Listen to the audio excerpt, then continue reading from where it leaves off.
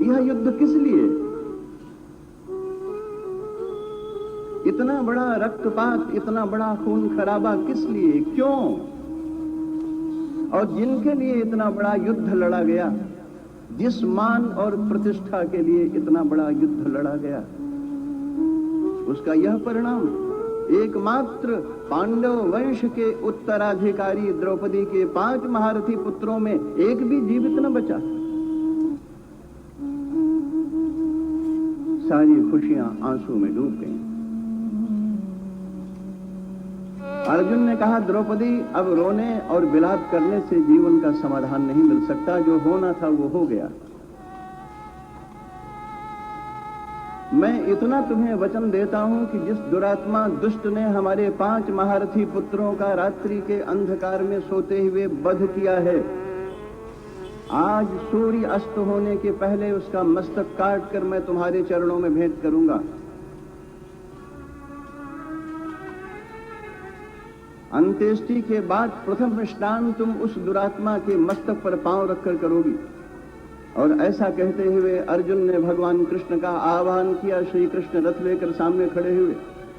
अर्जुन ने कहा, कृष्ण, जिस दुरात्मा दुष्ट ने हमारे 5 महारथी पुत्रों को इतनी क्रूरता के साथ मार दिया है, वो कौन है? मैं उसे देखना चाहता हूं। वह कहां है? मैं उसका मस्तक काटकर द्रौपदी के चरणों में भेंट करना चाहता हूं।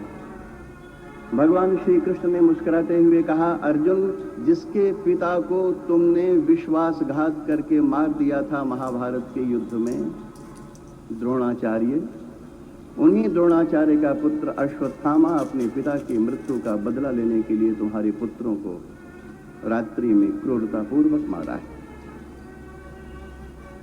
कृष्ण, शीघ्रता करो, कहां है अश्वत्थामा? मैं उसे जीवित नहीं छोड़ूंगा। श्री भगवान ने कहा, अभी चला। रथ पहुंच गया वहां जहां अश्वत्थामा था। छिपा था बेचारा। अरे कहां छिपोगे? कहीं भी छिपो महाराज, परंतु काल से छिपना तो मुश्किल है। कौन से अंधेरी कोठरी में छिपेंगे? किस हॉस्पिटल में? कहां, किस माद में? कौन सा कवच तैयार करेंगे जहां काल से छिपना संभव हो, जहां काल से बचना संभव हो? एक नजर हमारी कहती है भगवान कृष्ण के रूप में साक्षात महाकाल प्रकट है, तो दूसरी नजर भी है जो भगवान कृष्ण को देखती है तो लगता है प्रेम का, करुणा का महासागर प्रकट है। यह हमारी अपनी नजर की बात है कि कृष्ण में हमने काल को देखा है या कृष्ण में हमने कृपा का दर्शन किया है। कृष्ण काल भी हैं और कृष्ण कृपा भी हैं। अश्वत्थामा ने पीछे की ओर मुड़कर देखा तो कृष्ण साक्षात काल, महाकाल के रूप में दिखे। भयभीत होकर भागा, परंतु कहां भागे? सबसे बचना संभव है, परंतु काल, और काल से बचना है तो केवल कृपा का स्मरण होना चाहिए, दूसरा नहीं बचा सकता। क्यों? क्योंकि अगर काल निरंतर हमारे साथ है तो कृपा भी निरंतर हमारे साथ है। हमारे जीवन का कोई भी ऐसा क्षण नहीं है जब कृपा हमारे साथ न हो। हमारी पलकों का उठना और गिरना हमारी अपनी इच्छा से नहीं हो रहा। हमने पलकें उठाने के लिए जोर नहीं लगाया है, अपने आप उठ गई हैं और अपने आप गिर आई हैं। सांसें अपने आप अंदर जा रही हैं, अपने आप बाहर आ रही हैं। इसके पीछे हमारा कोई पुरुषार्थ नहीं, इसके पीछे हमारी कोई योजना नहीं है, इसके पीछे हमारा कोई तर्क, हमारी कोई बुद्धि, हमारा कोई गणित नहीं है। अब कोई व्यक्ति जिसमें आस्था नहीं है वह इसे ऑटो फंक्शन बोल सकता है कि ऑटोमेटिक हो रहा, सब कुछ अपने आप हो रहा, और हम ये कहना चाहते हैं कि सब कुछ हमारे प्रियतम प्रभु श्री भगवान की कृपा से हो रहा। एक नहीं, अनंत अनंत प्राणियों के जीवन का संचालन, अनंत अनंत ब्रह्मांडों की रचना, संहार, पालन, समस्त लोकों पर जिसकी दृष्टि है करुणा और कृपा से भरी हुई। महाराज, यह जो भी हो रहा सब श्री भगवान की कृपा से। कृपा का दर्शन अगर हो जाए, कृपा का दर्शन करना बड़ा कठिन है। बेटा जन्म लेता है, हम भगवान की कृपा मानते हैं। जब बेटे की मृत्यु हो जाती है तो क्या हो गया? परंतु कितने ऐसे साहसी हैं जो इसे भगवान की कृपा मान सकें। अनर्थ हो गया, महाराज सर्वनाश हो गया, घर उजड़ गया, परिवार उजड़ गया। क्यों? बेटा मर गया। तो क्या हो गया? महाराज इतना बड़ा घर, इतनी बड़ी व्यवस्था कौन संभाले? तो तुम स्वार्थी हो अपने लिए, बेटे की चिंता तुमने कभी नहीं की। बेटा मरा, इसमें भी तुम्हारा स्वार्थ। बेटे के मरने से भी सौदा हो रहा है। पत्नी की मृत्यु हो गई, रो रहे हैं। एक सज्जन बोले, महाराज पत्नी की मृत्यु से इतना दर्द और इतनी पीड़ा हो रही है, अगर हमको इस बात का, क्योंकि मैं अपनी पत्नी को बहुत प्रेम करता था, इस बात का अगर हमको भरोसा हो जाए कि हमारे मरने के बाद यह पत्नी हमको फिर से मिल जाएगी, तो मैं तो अभी मरने को तैयार हूं। तो मैंने कहा, पत्नी तो मरने के बाद मिलेगी, पक्की बात है कि मिलेगी, यही पत्नी तुम्हें मिलेगी, पहचानोगे कैसे? पिछले जन्म में कोई पत्नी नहीं थी क्या? पिछले जन्म में कोई पति नहीं था? और हो सकता है पिछले जन्म वाले पति और पत्नी ही आज फिर से पति और पत्नी बने हैं। वही तो है पत्नी जो पिछले जन्मों में थी, वही तो है पति। पहचान पा रहे हो क्या? कैसे पहचानोगे कि यही पत्नी हमको अगले जन्म में मिलेगी? वही पत्नी, ये बात तो हो सकती है, परंतु हम उसे पहचानेंगे कैसे? कौन पहचान कराए? हमारी आसक्ति दुख का कारण है, हमारा मोह दुख का कारण है, पत्नी की मृत्यु दुख का कारण नहीं, पुत्र की मृत्यु दुख का कारण नहीं। पुत्र में जो हमारी आसक्ति है, पुत्र में जो हमारा मोह है, वह मोह दुख का कारण। वही बेटा जब बड़ा हो जाता है, जब माता और पिता के लिए एक संताप का कारण बन जाता है, स्वार्थी हो जाता है,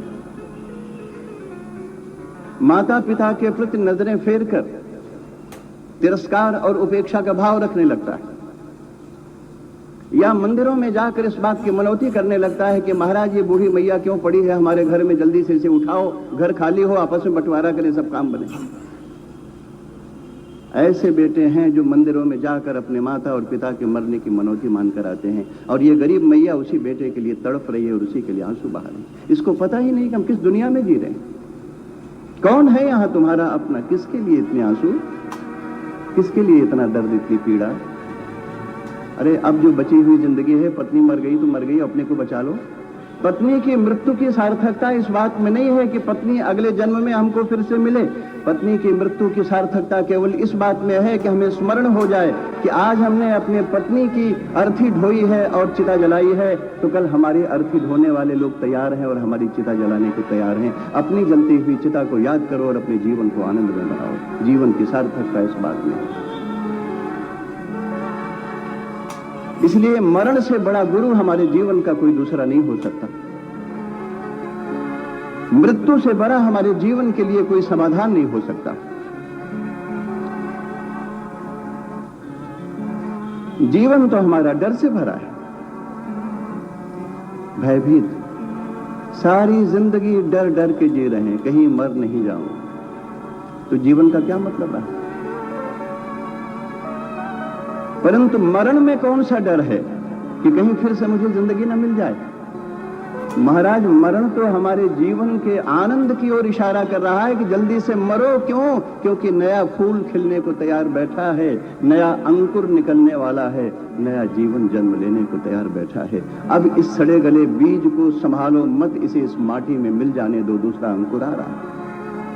मरण हमारे जीवन के आनंद रस का स्रोत है। जीवन हमारा भय और तनाव दिखाकर हमारे जीवन की खुशियां उजाड़ देता है। इसलिए अगर कोई हमारा प्रिय हमसे बिछुड़ गया, हमारा प्रिय हमसे, उसकी मृत्यु हो गई, चाहे कोई हो, पिता हो, मां हो, पत्नी हो, पति हो, केवल ये मान लेना चाहिए कि आज इन्होंने हमारी अर्थी ढोई है, आज मैंने अपनी पत्नी, अपने पुत्र, अपने माता पिता की अर्थी को ले जाकर जलाया है, दूसरे हमारी अर्थी ले जाने के लिए तैयार बैठे हैं। सारे लोग क्यू में खड़े हैं, वो गिरा, वो गिरा, वो गिरा, ये फूल झड़ा, वो फूल झड़ा, हर फूल झड़ जाएगा, ये गया, वो गया, सब जाएगा। इसलिए तैयार, ये तैयारी। तो महाराज भगवान श्याम सुंदर श्री कृष्ण को देखने की नजर यह कृष्ण काल भी है, यह कृष्ण कृपा भी है। परंतु अश्वत्थामा ने देखा है श्री कृष्ण को, तो उसे कृष्ण काल के रूप में दिखाई पड़ते हैं, तो भागा। अब कहां जाओगे भागकर? बचना है तो कृष्ण के रूप में कृपा का दर्शन करो, नहीं तो मरने के सिवा कोई उपाय नहीं। भगवान श्याम सुंदर श्री कृष्ण का रथ अर्जुन के साथ अश्वत्थामा के पीछे जा पहुंचा।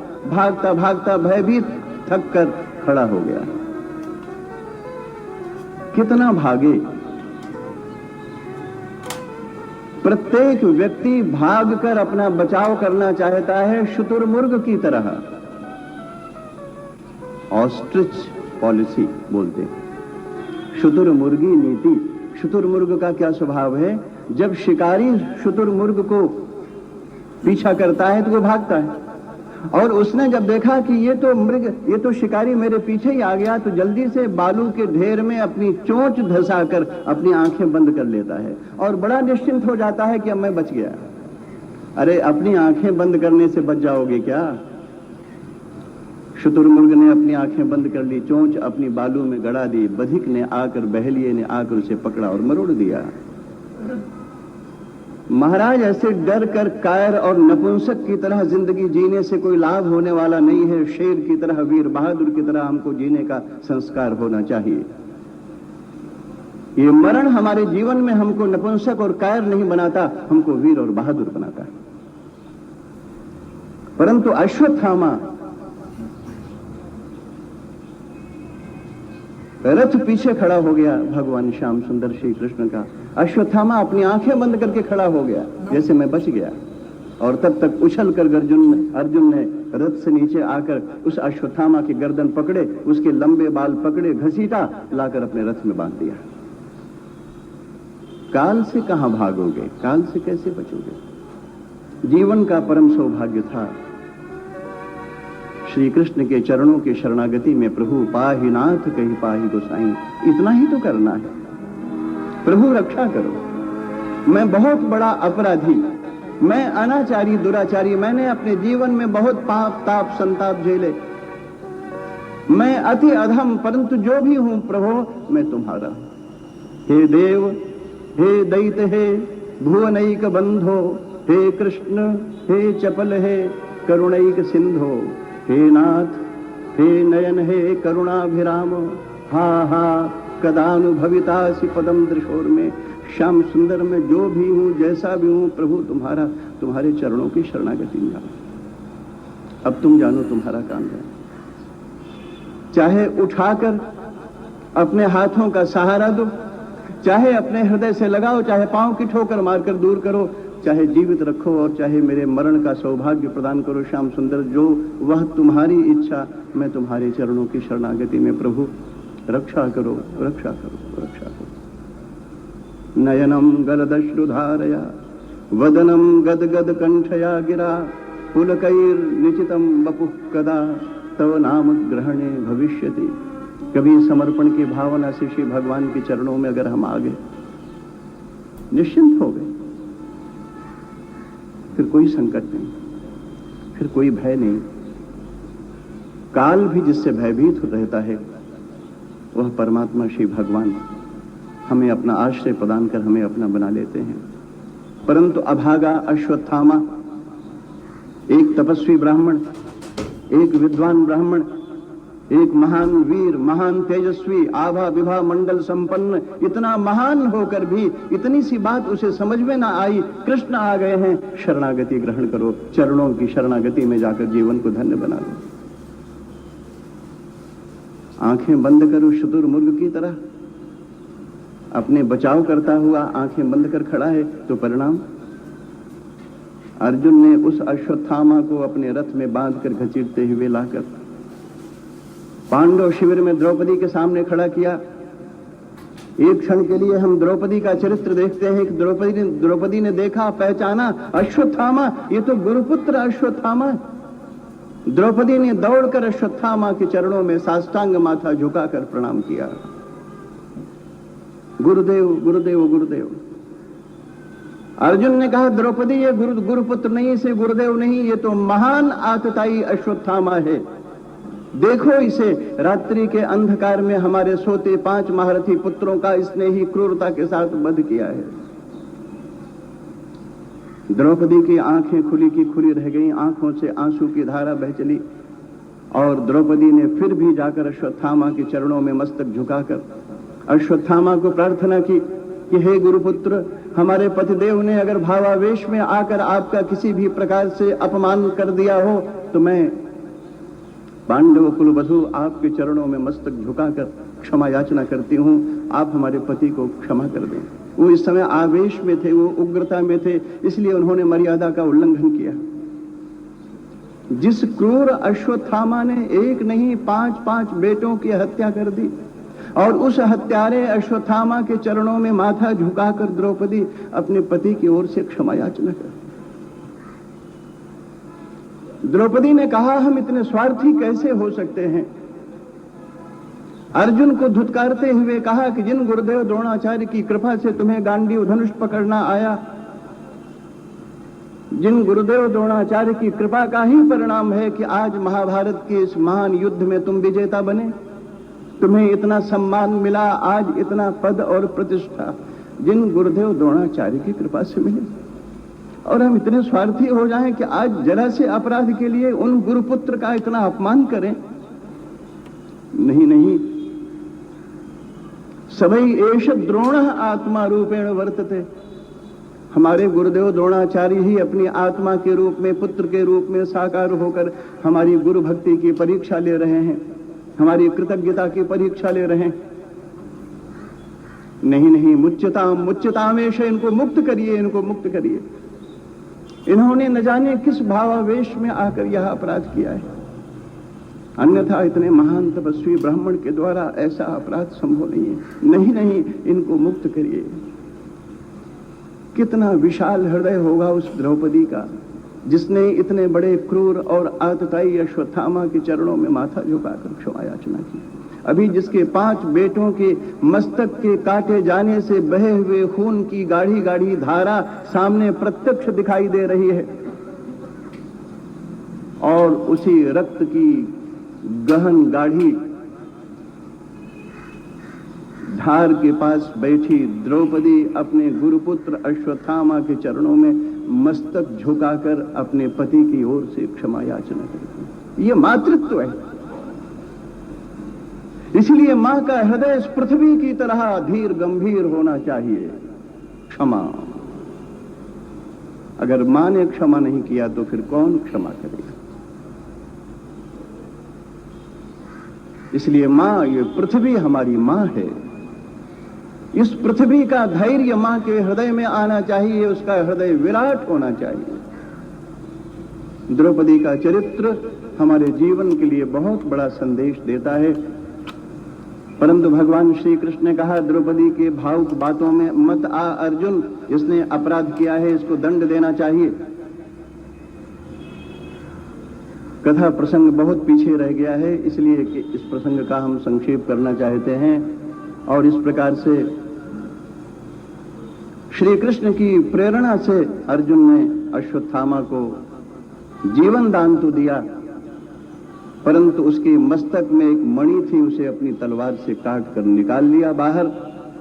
मानो भगवान श्री कृष्ण की कृपा से वह मणि न थी, वह अश्वत्थामा के ज्ञान का, तप का, उसके पराक्रम का अहंकार था, जिसे श्री भगवान की प्रेरणा से अर्जुन ने काट कर निकाला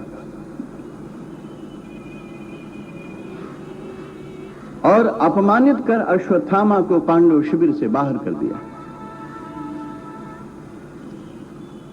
अश्वत्थामा को तो विदा होते क्षणों में द्रौपदी के चरणों में मस्तक रखकर जाना चाहिए था कि देवी, आज तुम्हारी कृपा से मुझे यह जीवन प्राप्त हुआ है।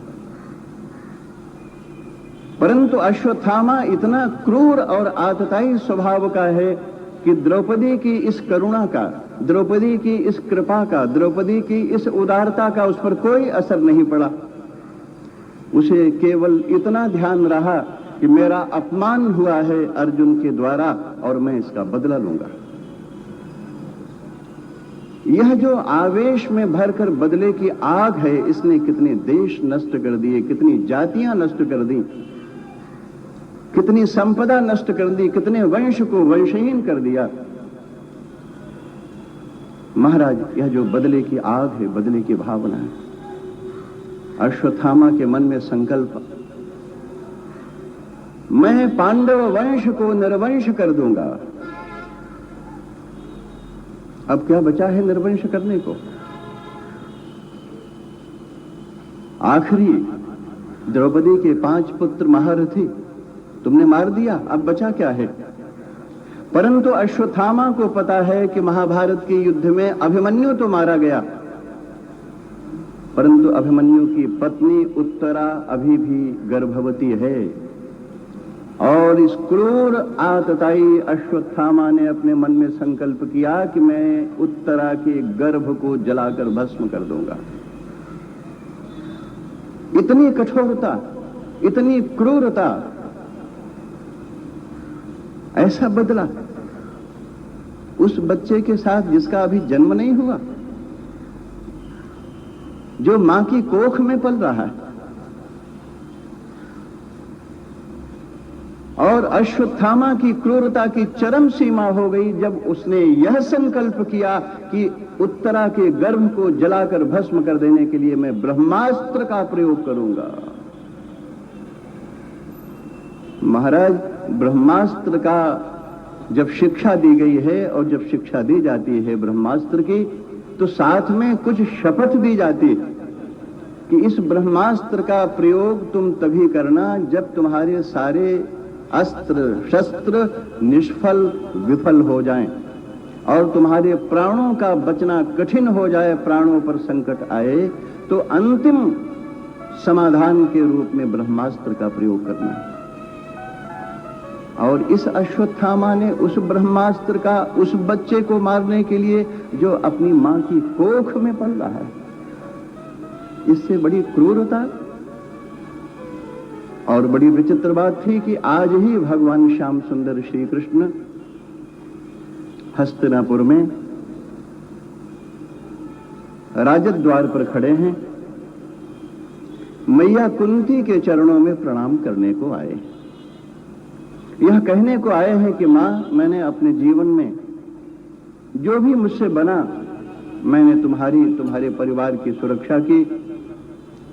इतने बड़े महाभारत युद्ध में जैसा मेरी सूझबूझ थी, अब तुम्हारा बड़ा पुत्र युधिष्ठिर हस्तिनापुर राज सिंहासन का उत्तराधिकारी बन गया और अब मैं विदा होकर द्वारिका जा रहा हूं। इस प्रकार अश्वत्थामा मैया कुंती के चरणों में मस्तक झुकाकर प्रणाम करने को आया। भगवान श्याम सुंदर श्री कृष्ण मैया कुंती के चरणों में प्रणाम करने आए और जैसे ही अंतःपुर में भगवान श्याम सुंदर श्री कृष्ण ने मैया कुंती के चरणों में मस्तक झुकाकर प्रणाम करना चाहा था, तो अंदर से चीत्कार करती हुई उत्तरा, प्रभो रक्षा करो, रक्षा करो, रक्षा करो। ये कोई भयंकर लोहे की तरह जलता हुआ बाण मेरे गर्भ को जलाकर भस्म कर देना चाहता है श्याम सुंदर। मुझे अपने जीवन की कोई चाह नहीं है, जीने की मेरी कोई इच्छा नहीं है, परंतु मेरी कोख में पल रहा यह आखिरी पांडव वंश का अंश है। श्याम सुंदर रक्षा करो, रक्षा करो, रक्षा करो। ऐसा कहती हुई उत्तरा अंतःपुर में साष्टांग निष्प्राण और निश्चेष्ट सी गिर पड़ी। भगवान श्याम सुंदर श्री कृष्ण, श्री भगवान को यह समझने में एक क्षण भी विलंब नहीं लगा कि क्रूर अश्वत्थामा ने उत्तरा का गर्भ जलाकर भस्म कर देने के लिए ब्रह्मास्त्र का प्रयोग किया है। श्री भगवान अपने एक रूप में मैया कुंती के साथ बातें कर रहे हैं और एक दूसरा सूक्ष्म रूप धारण कर श्री भगवान उत्तरा के गर्भ में प्रवेश कर गए। महाराज, ये कोई साधारण सौभाग्य उत्तरा का नहीं है। श्री भगवान राम के रूप में जन्म लेते हैं, परंतु कौशल्या के गर्भ से नहीं, साकेत धाम से उतर कर आते। श्री भगवान देवकी के पुत्र बनते हैं, परंतु देवकी की कोख से जन्म नहीं लेते, गोलोक धाम से उतर कर आते। श्री भगवान मैया अदिति का पुत्र बनते हैं वामन के रूप में, परंतु अवतार होता है श्री भगवान का कोख से जन्म नहीं होता।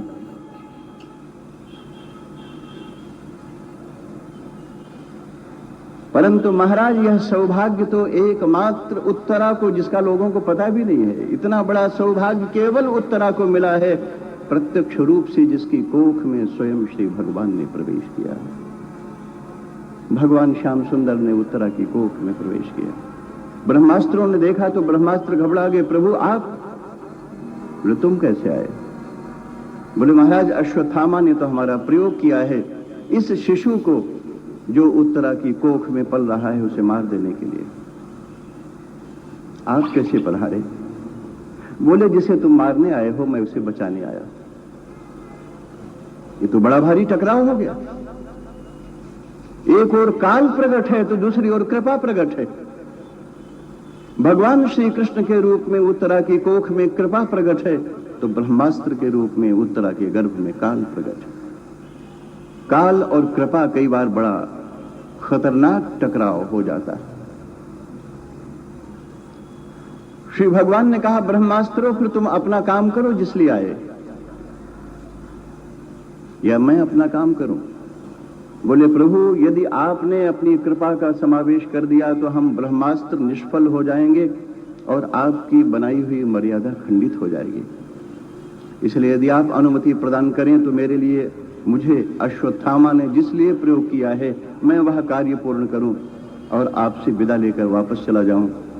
श्री भगवान की अनुमति मिली तो ब्रह्मास्त्रों ने उत्तरा के गर्भ को जलाकर राख कर दिया। श्री भगवान को प्रकट होने की भूमिका तैयार हो गई, माने कूड़ा कचरा साफ हो गया। जमीन में जब तक कंकड़ होगा, पत्थर होगा, कांटे होंगे, घास होगी, तब तक जमीन उपजाऊ नहीं होगी। इसलिए उसकी घास को बीन बीन कर, कंकड़ पत्थर को फेंक कर, घास को बीन कर जलाकर राख कर देते हैं और तब जमीन उपजाऊ हो जाती है। महाराज अभी तक उत्तरा के पास क्या था? उत्तरा की कोख में क्या था? अभिमन्यु का अंश, पांडव वंश का अंश। परंतु ब्रह्मास्त्र ने वह सारा कुछ जलाकर राख कर दिया, माने जमीन शुद्ध हो गई। अब उत्तरा की कोख श्री भगवान को विराजमान होने के लिए मंदिर बन गई।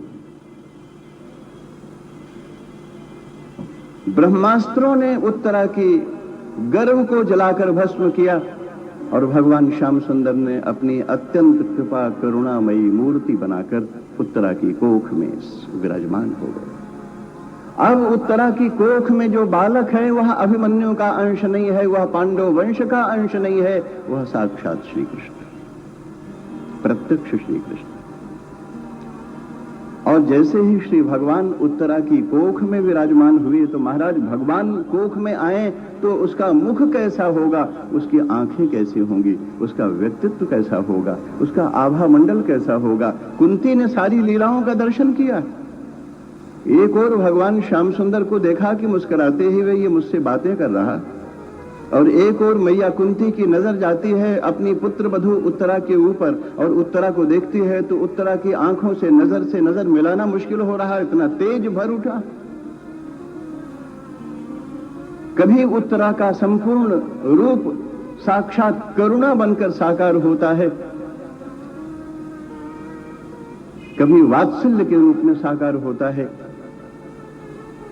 कभी रस रूप में साकार होता है। ऐसा विचित्र रूप प्रकट हुआ है उत्तरा का, बार बार कुंती को समझ में नहीं आ रहा। अभी थोड़ी देर पहले उत्तरा चीख रही थी, चिल्ला रही थी, मुझे बचाओ, मुझे बचाओ, मुझे बचाओ, मेरा गर्भ बचाओ। और अब अचानक उत्तरा अद्भुत रूप लावण्य, अद्भुत सौंदर्य, ऐसा विलक्षण रूप। इधर भगवान श्याम सुंदर को देखती हैं तो भगवान श्याम सुंदर मुस्कुरा रहे हैं। बस महाराज श्री भगवान मुस्कुराए नहीं तो मुस्कुराहट में दोनों ही रहस्य है। भगवान मुस्कुराएं तो आदमी फंस जाता है चक्कर में, और भगवान मुस्कुरा दें तो आदमी मुक्त हो जाता है चक्कर से। हासो जनोन्माद करीच माया। श्री भगवान का हंसना बड़ा विलक्षण होता है। भगवान श्याम सुंदर की मुस्कुराती मधुर छवि का दर्शन किया है मैया कुंती ने। और तब अचानक मैया कुंती को ऐसे लगा कि उनकी आंखों के सामने जो आवरण था, जो पर्दा था, भगवान श्री कृष्ण और कुंती के बीच में एक आवरण है ना। प्रत्येक व्यक्ति के जीवन में हमारा और हमारे भगवान के बीच में एक आवरण है। हमारा हमारे प्रियतम प्रभु श्री भगवान के बीच में एक पर्दा है। और इसीलिए संत कहते हैं, फकीर कहते हैं, घूंघट के पट खोल। ये आवरण तो हटा अपना, ये पर्दा तो उठा। प्रियतम सामने खड़े हैं, घूंघट के पट खोल दे तो पिया मिले।